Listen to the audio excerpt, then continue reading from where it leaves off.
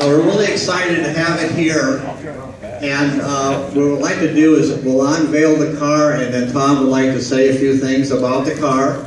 And he's the chief designer of the car, exterior designer of the car. He has a lot of information, a lot of history, and we're really proud to have him here. This is the third year here, so we're very proud to have him again at Mystic Lake in our car show. So not with any more ado, let's pull the covers off. And after we pull the covers off, we're going to take these down so you guys can get closer to the car.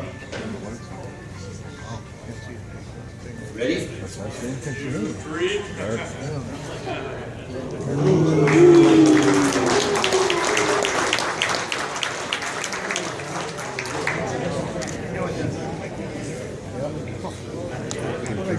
Anyways, good morning, everybody. Again, my name is Tom. Those of you who may not have met me, but I'll tell you, I'm so honored and just absolutely excited about being here this weekend. Just a little bit of a story behind this particular car here. You know, the request came to me probably about a year ago. Is there any way that we could get a C7 here after the introduction? And so we've been working on this for quite a while. And for a while there, it was like, yeah, no problem. We'll get a car up here for you, and you fly in and enjoy it with enthusiasts in Minnesota, Minneapolis. We know how important and how much anticipation there has been around this vehicle, and we'll do that. But as things progress, for various reasons, the cars they produce, these are the initial run of 50. These are all pre-production prototypes. They're not saleable, so these cars aren't going to last forever. They're purpose-built for testing, and as the course of the year progressed, all these had designated functions and tasks that had to be performed with them, and so you can imagine the tremendous amount of response and requests that have come to General Motors to have access for these early vehicles as quickly as possible. So as it turned out, first of all, the vehicles were not available to go to all the venues that requested them, and they certainly weren't available in different regions. So I just said, you know what, I'm just going to find one, and I know how important it is to people and how excited everyone is to see this car, and I've got a stake in this part of the country here. I said, you know what, darn it, I'm just going to get one, I'm going to drive it here so you all can experience it. And I remember last year,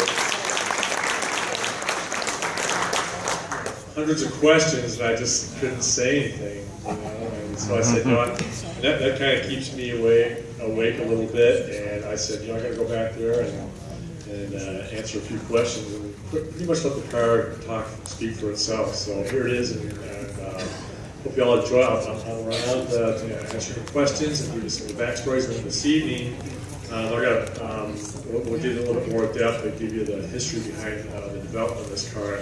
People ask me when we got started on this car, the new Stingray, and it really goes back, I'll tell you, all the way to 1963.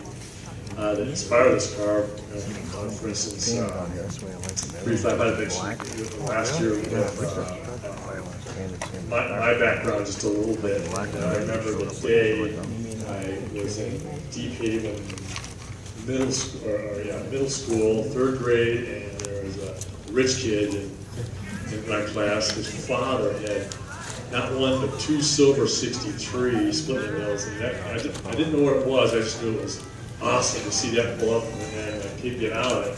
I knew he had 2 because one day he dropped off silver, and all the kids would come up around the car and check it out. It was like a spaceship landing.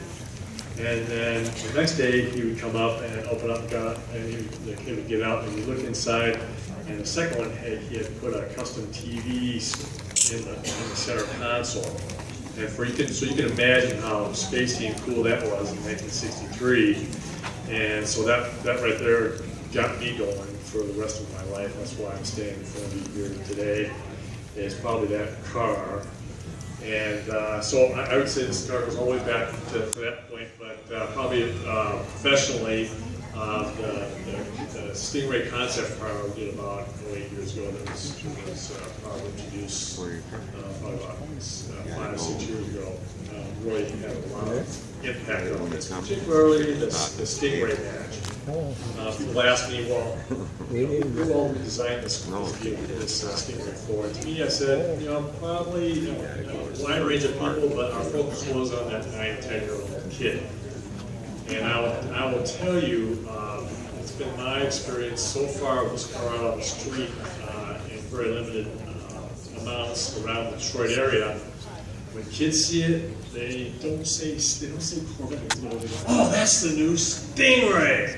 So that's gaining a lot of popularity and recognizability to a whole new set of customers, which I think is just fantastic. And they understand the passion that has been timeless around that badge. And I've been trying to get that on a production car here probably for about 8 years. So at any rate, I'll talk more tonight. I'll be around today, but I hope to take these stanchions down so you guys get close and have a look. I'll hang out this morning. Thanks, Tom.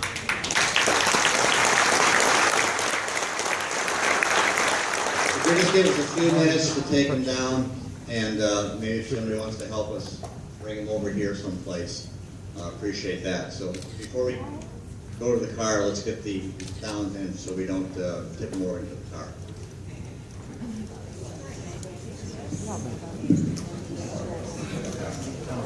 Our lights are coming on now. What do you think, Dave?